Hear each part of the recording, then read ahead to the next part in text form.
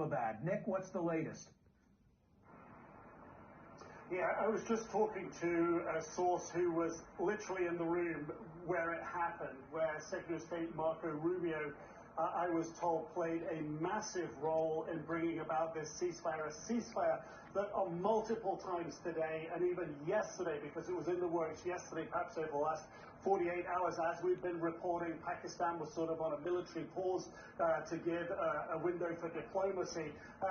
What I understand from this source is that that was blown out of the window early this morning when India attacked 3 air bases, one of them here in the capital, just on the outskirts of the capital.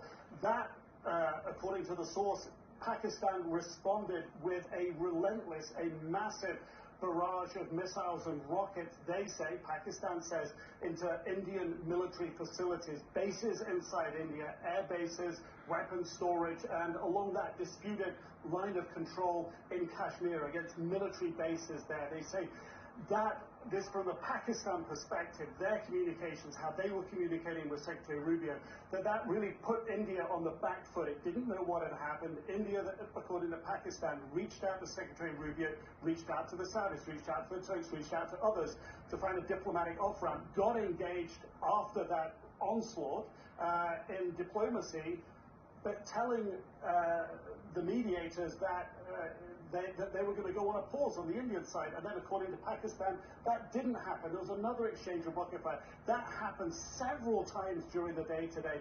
And it was only in the last couple of hours before this ceasefire came into effect, just about an hour or so ago, that there was enough of a pause to call it and say that this was real, that enough diplomacy and leverage had been put on both sides to get them to stop here. Now, the key issue for Pakistan going forward is water. India has still said it's cut off the water from those 3 vital rivers from the mountains in Kashmir, vital to Pakistan, existential to Pakistan. I said, what about that? And the source said, look, this is a ceasefire. Everything works out from there. But from the Pakistan perspective, they've been up all night. From the Indian perspective, they've been up all night. There was a lot of tiredness. There was a sense that they just wanted to get this done. Otherwise, in the words of this source, it would have just spiraled into something much worse. It was now or never, if you will. It was going to get a whole lot worse.